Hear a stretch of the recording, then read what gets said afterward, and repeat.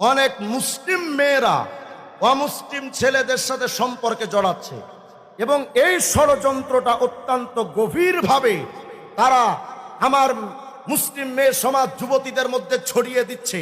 বিভিন্ন প্রলোভন দেখিয়ে, বিভিন্ন ধরনের আশার বাণী শুনিয়ে, বিভিন্নভাবে তারা সহি সুফি রূপে তারা এসে আমার বোনদের মাথাকে, ব্রেনকে ওয়াশ করছে। কি বলে জানেন?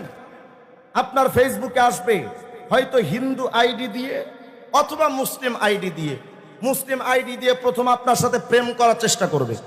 যদি একান্ত ব্যর্থ হয় তাহলে অমুসলিম আইডি দিয়ে আসবে। এসে একজন মুসলিম নারী একটা যুবকটিকে এসে মেসেজ দিবে। কি মেসেজ? যে আসলে আমি মুসলমান হতে চাই, আপনি যদি দয়া করে আমাকে ইসলামের ব্যাপারে একটু সাহায্য করতেন তাহলে আমার মুসলমান হতে একটু সহজ হতো। ব্যাস, মুসলিম নারী যুবতী প্রথম ষড়যন্ত্র